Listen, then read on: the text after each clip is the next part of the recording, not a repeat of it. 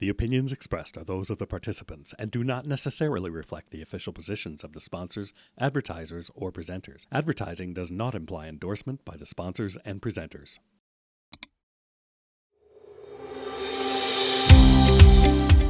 Hey guys, welcome back to the Lighting Controls podcast. This week we have a super interesting guest, and I can't wait to get into this conversation. Very unique technology, obviously LED. It's going to be a fantastic conversation, but I just want to take a minute to remind everyone that this week's episode is presented by the LCA, the Lighting Controls Association. And it's financially supported by NAILD, the National Association of Innovative Lighting Distributors. And also, if you're listening to this on whatever media that you're using it, if you're not checking out our website, you should go to lightingcontrolspodcast.com, where you can check out other episodes, some news in the industry, or even purchase some cool merch like the shirts that Ron and I are wearing in this episode. So thanks everyone for joining us. And Michael, thank you so much for joining us here today.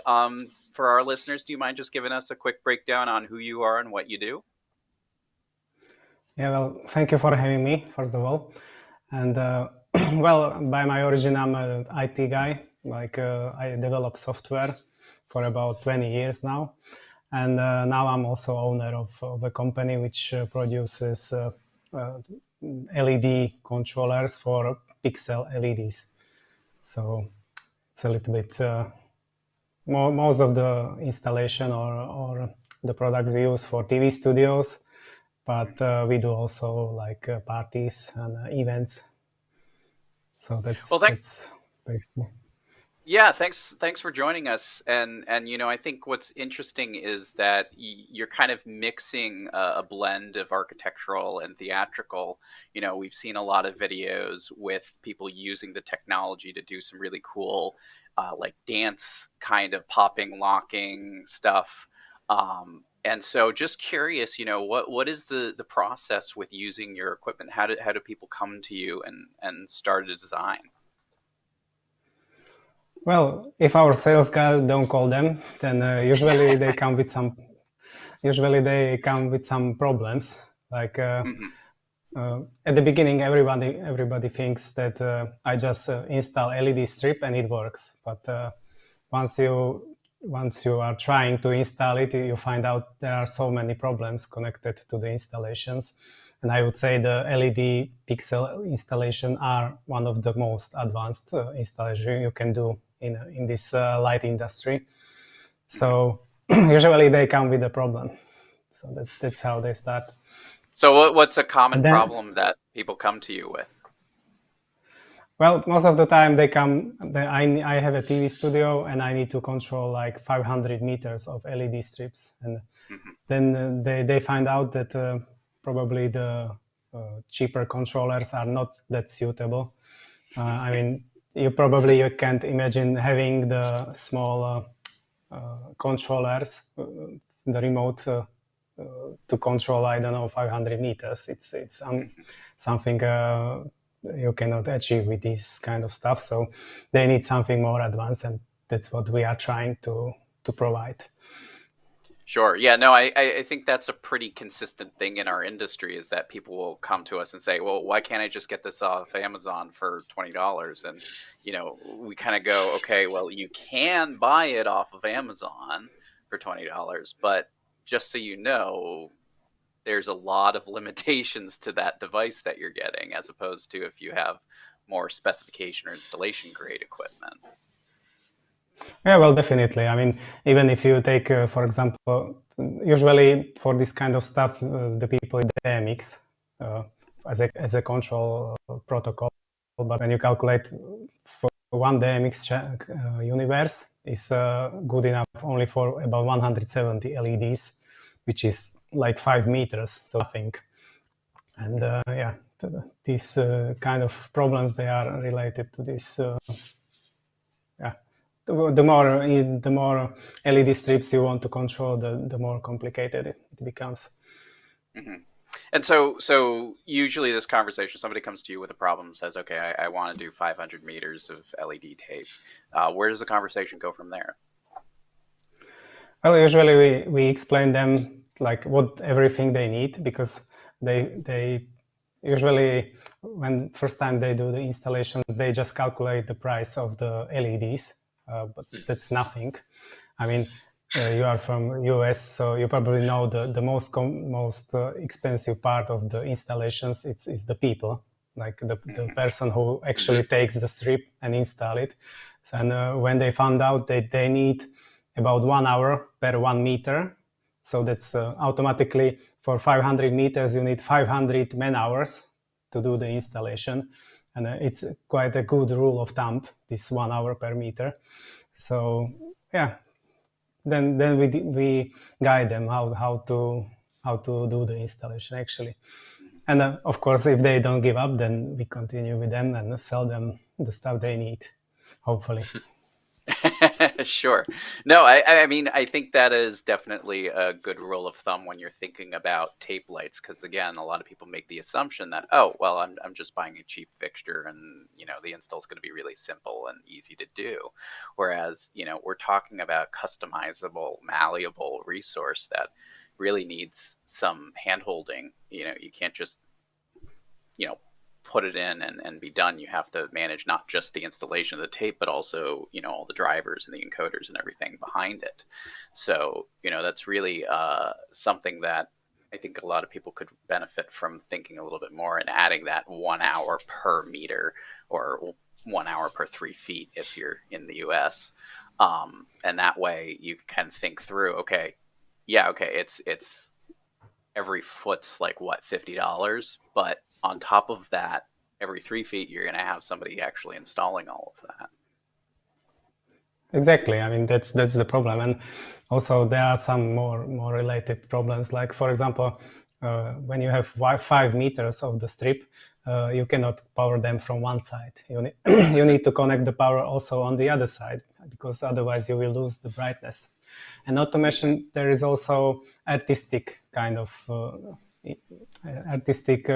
view of the installation, because it's not that you take like some intelligent moving light and you put it on the stage. There is, with the strips or tapes, you can do quite crazy things. For example, we covered the car with the LED strips completely, so it was turned into a LED screen basically, but in the shape of car. So I think also that this artistic view side of the installation is a little bit different, on more advanced, but probably that's something for the architects or the designers of the installation. Well, I mean, I would definitely agree that the design team needs to be more focused on what the artistic goal is, and as a manufacturer, you're there to support that artistic goal. But it almost seems like there's sort of an in between of communication and education. I mean, Ron, this sounds like it falls really into your territory when being an intermediary between manufacturer and designer.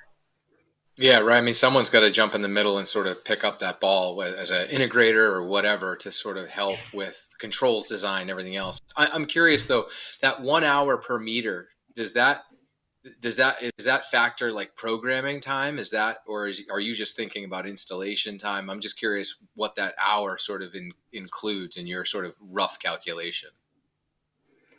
Well, usually when you use the strips, you don't install just 5 meters in a one row. Usually right. You have like, 2 meters, and then you cut them. And after you cut them, you need to solder them, because there is no quick connection. I mean, the voltage is not the voltage. The second one, what's the name in English? The amperes. Amperage? Yes. Amps. It's amps. It's too much to use quick connectors. So you need to go down, take a soldering machine and solder everything. So when you calculate that you have, just one soldering per, 2 meters, then the time of the installation goes up a lot. Yep. And of course, the programming part is can be quite complicated, because for sure. Once you install the strips, you need to somehow get them into the computer, so the computer knows where the strips are placed, and you need to put them precisely where they are in your installation. So the mapping of the picture is correct on your installation. And yes, it takes time. But I think this is quite a good handle with the software, because the mapping, it's similar to drawing, like in CorelDRAW or anything else. So this So I mean, is a little bit easier now. You're visually mapping out what the lighting is so that it's easier to kind of program it how you want things to look, especially if you're doing like a media wall situation where you're really portraying high resolution imagery. You need that kind of control to be able to say, okay, yeah, this is what it's going to look like on this video wall here. Yes, I mean, what I always like to call it like any shaped screen. I don't know if it's actually correct English, but when I talk with clients, I told them that this is a little bit more complicated than standard LED screens, because standard LED screens, they are usually one rectangle or square, and that's it. But with this kind of stuff, you can cover, I don't know, a circle or a ball, so even 3D shapes. So yeah, I mean, the artistic side of this installation, I think it's more interesting. But of course, it requires more stuff to know when you do the mapping and stuff. Right, and I think that's really important to highlight here, because a lot of people think, okay, well, it's its own shape and therefore it's going to operate similarly. But no, if you have a rectangle, that's easy to program. But if you have a shape of a car, you need custom programming to be able to configure to that. And if you're going to layer media on top of that, it needs to know how to treat that media. And so there's a lot of additional programming being done to achieve a custom shape, even if it's a little bit off from a rectangle. So, rectangle's easy, but outside of that, it gets really challenging. Yeah, it's actually, that's my favorite story, this car, because my guys, they used to hate me because of the software I did, because I was the only one who could actually use it back in the days. I think it's easier now, but yeah, everybody starts somewhere. Sure. And they did the installation in Saudi Arabia, and they were not able to do the mapping. So what they did, they gave me a Skype camera. Well, Skype, that's something which was used before, but now not that much anymore. Yeah, and they always placed me a camera somewhere, and I told them, yeah, this is okay, and I did the mapping over camera. So wow, it was quite fun. I'll bet.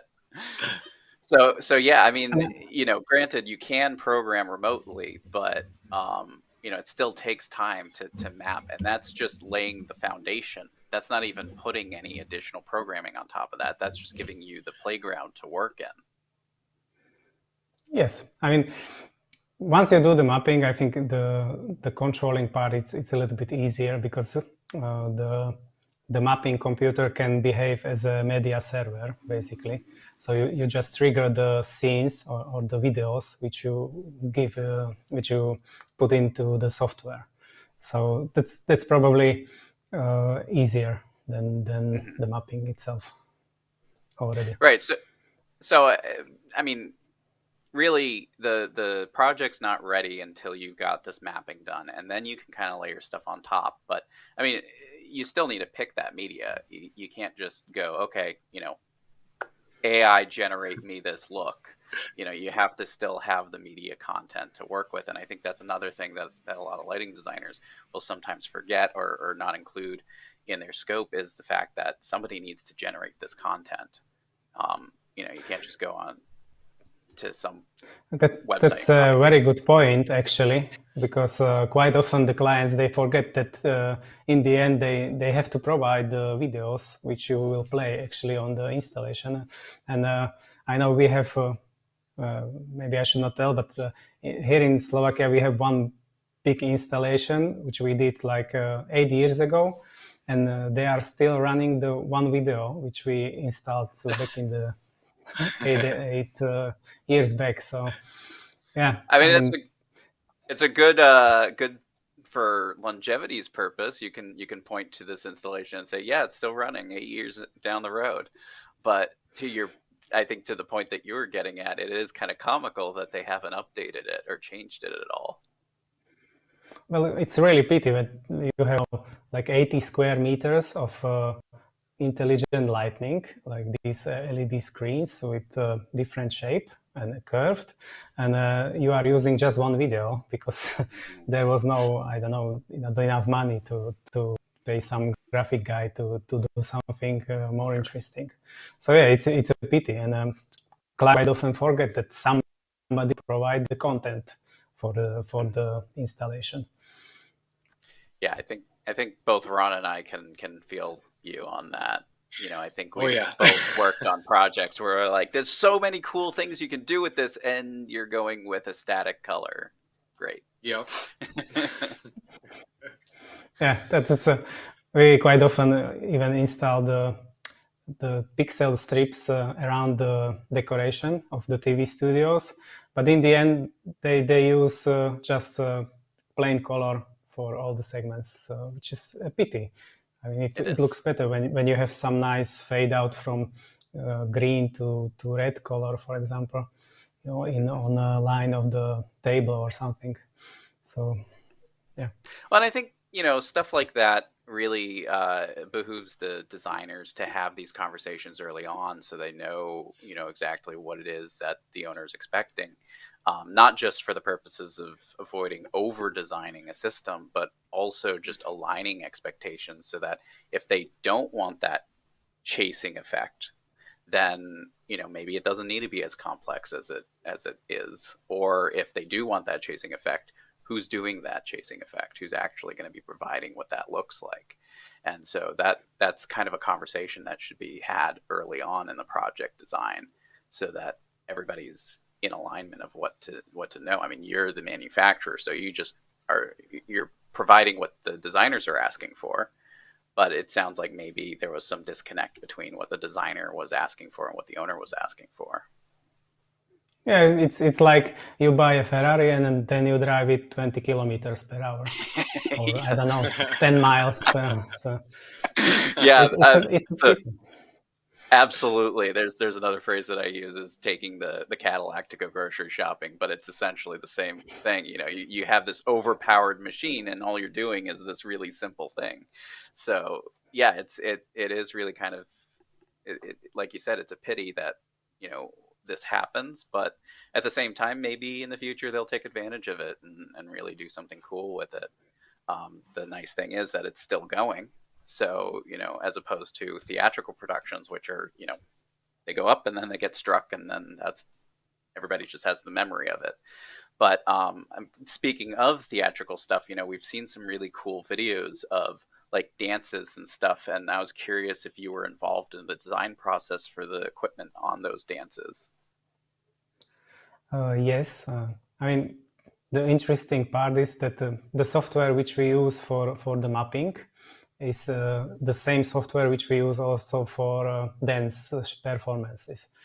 I mean, because we find out the way that in the end, the costume, it's just a special kind of mapping, nothing else. Like you have different dancers in your workspace, and then you can change the color of every one of those dancers. And in the software, you have a timeline where you put the music, and you do it like video cutting, like creating some video for, I don't know, from your vacation or whatever. And so you just put the scenes, the different colors into the timeline, and you have precise synchronization with the music. Actually, right now they are on an audition at Got Talent, so I will see. Oh, really? Oh, that's awesome. Yes. Yeah, we have some new stuff too. Oh, do you do? Is it stuff that you can tell us about, or is it still kind of behind? No, but I think in 2 months we will release 2 months. Cool. Well, excited to see what you're going to come out with. But yeah, so I mean, just to kind of tear that apart a little bit. I mean, so kind of like with the car, you've video mapped these costumes that people are wearing. And so in this, let's say, for instance, we're talking about the Michael Jackson video where they do various Michael Jackson songs and dance to it. And so you have like 5 people, and each of those costumes are part of that video map. And you then set up what that video map is going to look like at pretty much every second of the song. and it may change, it may stay the same, but it's essentially a timeline you have here, kind of like a time clock schedule in a way. And it's just, you basically hit go at the beginning and it just follows that timeline throughout the song, which is really kind of cool. And I was curious about that because from theatrical side of things, sometimes you have somebody at the console hitting a button at every single time there's a change. But in this case, it's such a complex event and it's so intrinsic to the music that it makes more sense to time it with the song as opposed to having somebody manually hitting a button. But the challenge there then falls really on the choreography of the dancers, because they need to be also in lockstep with the song. Otherwise, the lighting is going to be kind of confusing, because sometimes it'll light up one person or sometimes it'll light up 5 people. And so all of that is done pre-rendered, essentially. Yes, and the most simple costume we have is using like 3 RGB lights. So when you can imagine, you have, I don't know, 5 dancers, you have like 15 different LED lights to control. So I can't imagine to do it live.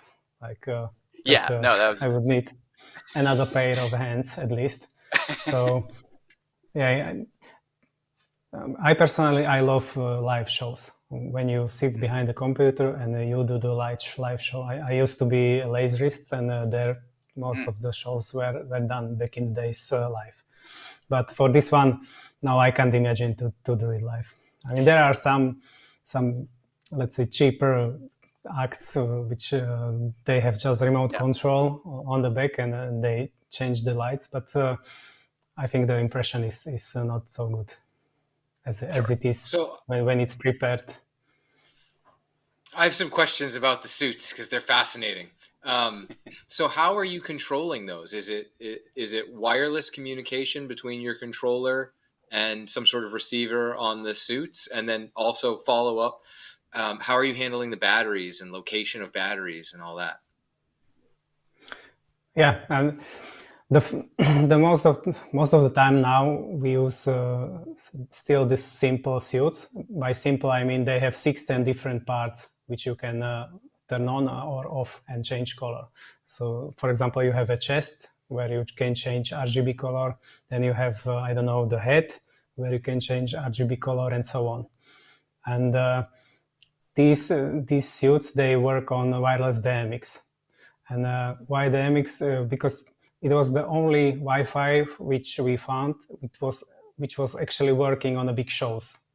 Because when you have a big show, like, I don't know, like Got Talent, you have a lot of wireless microphones and cameras around, and there is no way the Ethernet will work. I mean, the standard Wi-Fi, no chance. So, but now we will have a new suit, which is pixeled control. So you don't have 16 parts, but you have, I don't know, 2,000 different pixels. And for that one, the MX universe is not enough anymore. So we found out a way.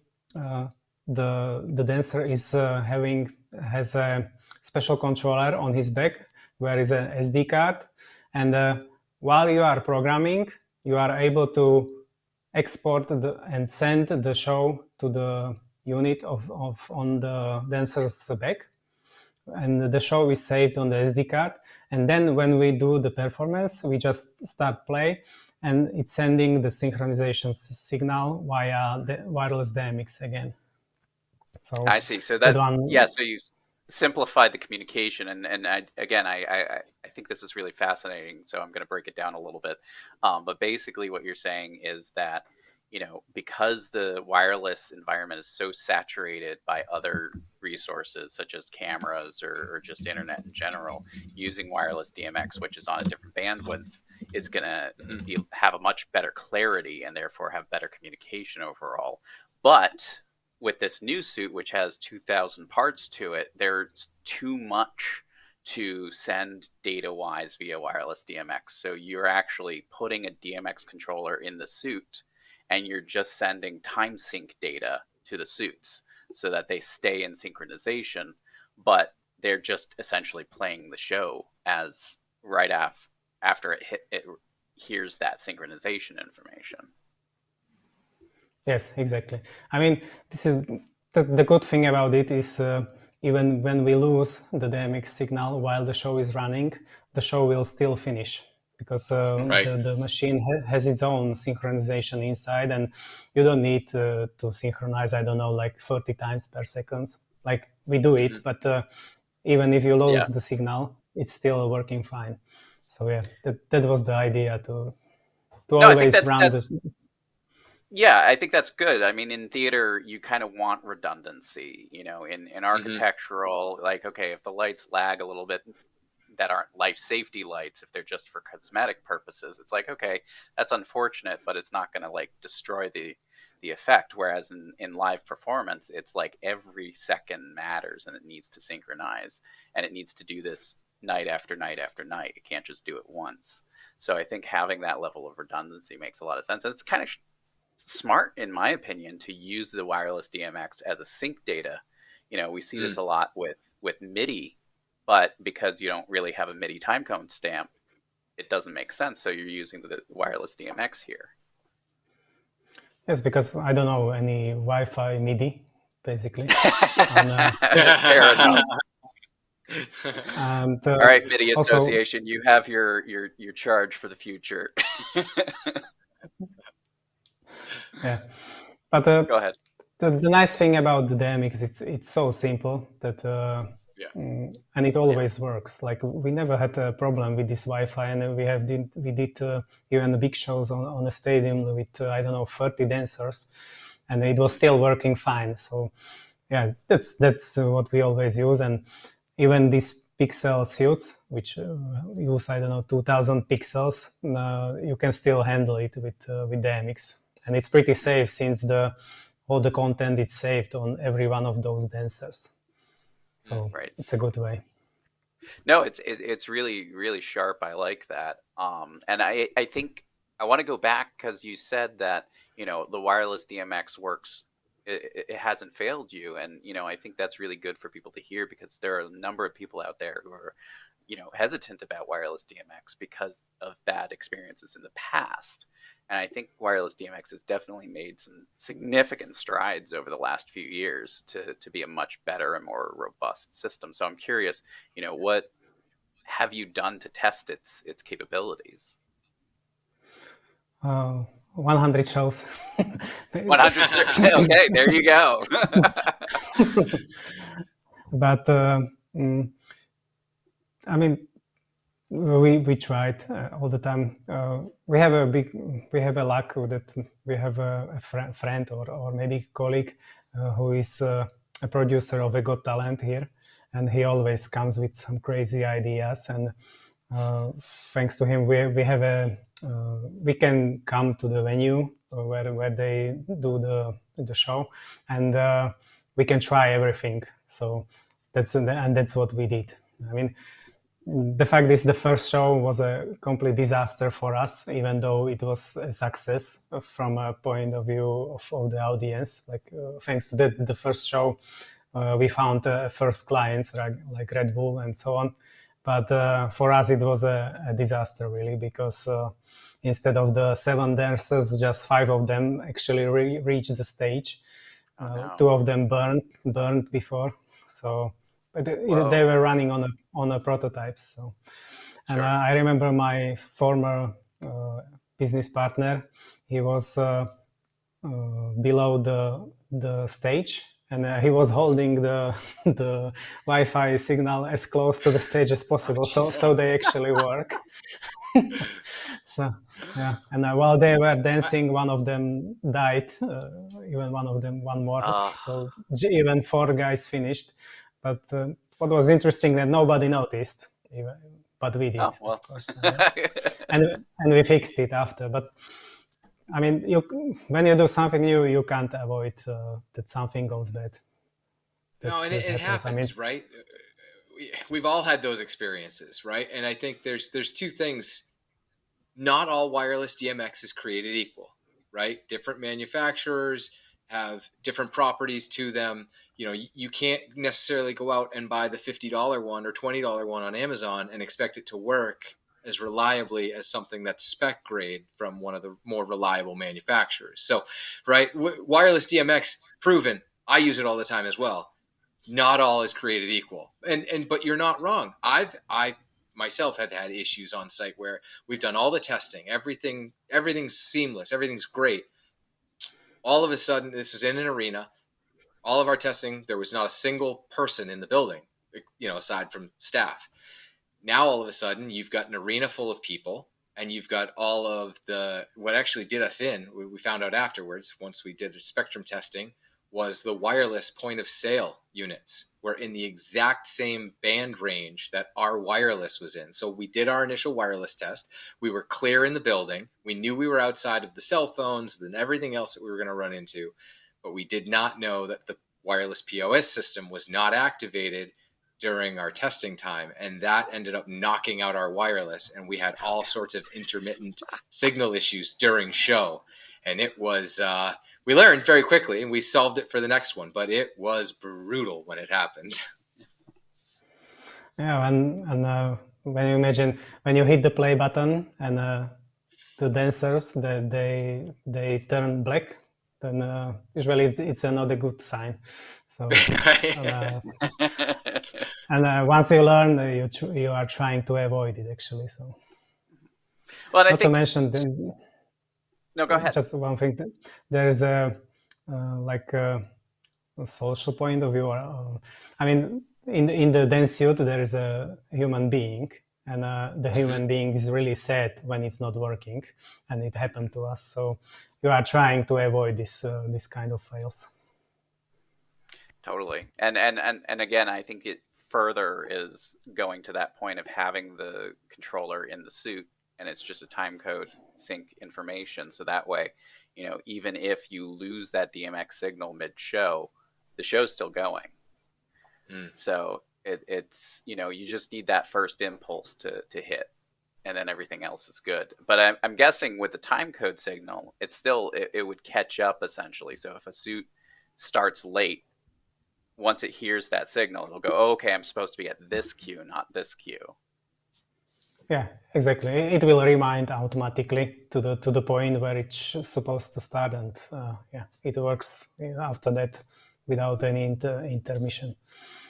Sure. Hopefully. No, well, looking forward to seeing productions with this, because it sounds really cool, and I'm sure people will take it to some interesting heights with creativity. But so. How did all of this start? Like, how did your company really get into this? Well, by luck, as usual. By luck. I mean, yeah. Well, sometimes you don't realize how stupid you can be, and that was my case in this. I love that phrase. Yes. I mean, so where did it start? Did it start with the software? Where did this vision come from?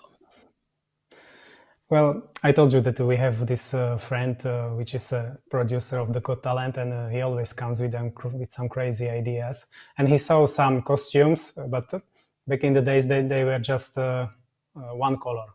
Like they could turn off part of the body, but that was all they could do.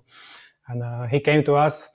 If we could do something similar, but with the colors and with more parts of the body. And I said, back in the days when he came to us, we were already doing quite a good business, and we were so proud. And I said, yeah, of course, no problem. And it was 1 month till the first show. And I didn't realize how much work it is. And that's why my ex-business partner ended up below the stage holding the Wi-Fi camera and praying. So, yeah. Gotcha. So that's how it started. Was really just this colleague of yours who's super creative and wants to try these out of these box ideas. And you were just like, yeah, sure, let's give it a shot. Yeah. I'm at back in the... Now I know it was a lot more work than 1 month. Like these first suits, we throw them in the dustbin because it was they were damaged after every show. Like you had to fix it after every performance, so it was crazy. And in the end, they were so fixed. Like after almost every LEDs, you had some joints which were made by hand. So terrible. But it was fun. Yeah, no, I mean, it sounds great. And this kind of ingenuity is really refreshing to hear about, because I think there's definitely some level of stagnation when it comes to, okay, let's just do a bunch of linear troughers or something in our building. Whereas here, you're really kind of thinking out of the box and trying stuff that's new. And, the very first attempt is going to be problematic, but I think, that's really part of the process, which is great. I think what you have to offer right now is a really much desired after solution that people have been asking for a while now. Yeah, you cannot avoid that something goes bad. I mean, all the time you develop something new, something goes damaged. We had even dancer who burned, like because we had no idea that you can actually connect the battery connector upside down, and he was able to do it. Oh no! And it was like a 1 meter big fire from his back. Oh, yikes! Wow. Yes. But then we changed the connector, so even if you connect it upside down, it's still okay. So, but this is something you cannot figure out before you actually do it. So. Right. Yeah, and I think that's something that a lot of integrators can share a feeling for, because that's pretty much how integrators learn, is by making a mistake and then fixing the mistake. Yeah. But I mean, yeah. So with this new suit that's coming out, there probably will be some challenges to overcome. But it sounds like at least you've got the basics taken care of, so that you can expand and do this more complex solution. Yeah, I mean, once you produce a suit which is reliable already, and it works fine, the next one, the more advanced suit, it's a little bit more easier. Even though we had so much jobs that we are waiting for the new suit like for 3 years already. So. Wow. Because there was always just 1 week per month maybe to actually do something about the new suit, but so it's taking a lot longer than we expected. Sure. And so what well, yeah, and I think that's part of the development process. And so for people who aren't a part of the research and development of manufacturers, I mean, what causes these kinds of slowdowns? Like, why does it take so much longer than you originally anticipated? Well, I'm not sure if I say it correctly in English, but my favorite saying is optimism is everywhere, and that's not good. And this was also the case. I see. Till you actually try something, there is no way to find out all the problems. And also for these pixel suits, there were so many complications we initially had no idea about. For example, even this option where you have to use the wireless DMX as a synchronization, that was not the initial design. Initially, we wanted to use the standard Wi-Fi, but then we found out that there is no chance to work, because when the audience comes, every one of those people has his own iPhone or a phone or whatever, and it's basically it will destroy completely the Wi-Fi stuff for us. Mm-hmm. And we tried, yes, but. So you had like an experimental space that you tested it out to see what would happen, and that's when you made the discovery, or did you look at the theoretical information for it? Well, the best test subject is always the client, and one client came to us and he wanted us to produce a big suit. He was on a. He was walking a robot, like the big one, and of course he wanted to have the suit in 1 month again. So what we did, we had no idea that it won't work. So we made it with the Wi-Fi connection, and I mean it was working fine. When he did the first show outside, it was perfect. But once he went inside, no, it was not working. So Interesting. that's how we found out. So yeah, and then go ahead. No, I'm just curious, your process with that, when someone comes to you with an idea like that to make a suit, do they already have the suit design, or are they coming to you and they want you to handle everything? Are you just integrating the LEDs into a suit, or are you trying to assist them with the design of the suit so that the LEDs can be integrated and not break every time the suit goes out? Well, usually the clients come in the last possible moment when they come to us, and usually they want to have something immediately, and they want everything from us.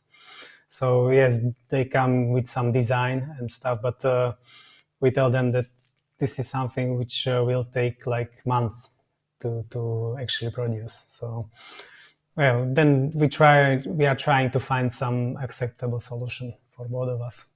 But to be honest, these suits, I don't think we will do them on demand. Like it takes so much time to produce a new suit that probably it won't be so easy to produce something completely special for a client. Because when we tell them that it will take 6 months to develop and test everything, usually they don't accept. Right, the cost is probably too high, and I can understand that. We did a small sort of suit, which is just white. We didn't do color changing. We did just white, and we had DMX control, and we only did certain elements. It was more of an architect. It was more done sort of architecturally, artistically, so the LEDs weren't visible. It was to light up parts of the suit, and even that, just a small suit like that, we had 5 or 6 different areas where we had LED, and that took months between the sewing, working with the design team, working with the model to make sure the suit fits, testing it. Is this going to break? Okay, can she walk with this? Where do we put the batteries? Like it is a process. But I suppose at the beginning you thought that it will be like this. Oh, of course, absolutely. I thought it was the greatest idea ever. So, yeah, then we're almost at reality comes.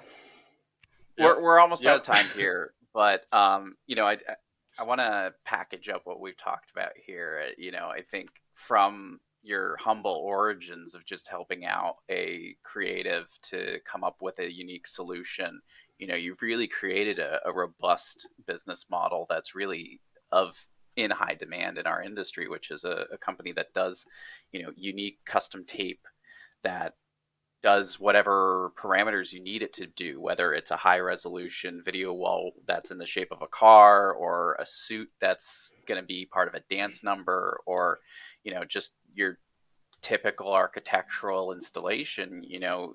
You think about it from beginning to end. And, we get a lot of times where companies are just like, here's your tape, have fun. And it's like, well, hold on a second. We kind of need some support here. And so you're really providing that support, which is really great to hear and is essential.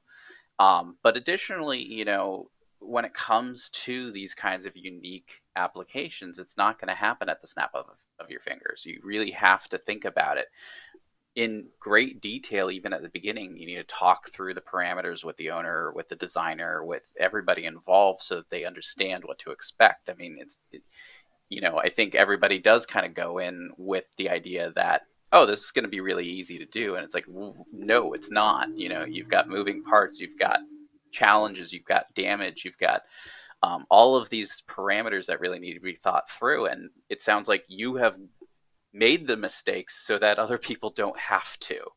And so as a result, you're a great resource for people to reach out to, I think, if they have this need. And while you say you're not going to do these custom build,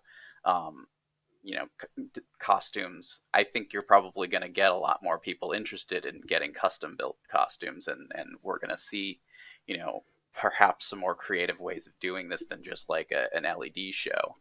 I think there's really unique aspects to a mobile LED platform like that. And so, I really think that you're poised to take advantage of the demand from our industry with that. So, really appreciate you coming on. Really cool conversation. So thank you so much. Thank you. And yeah, it was fun.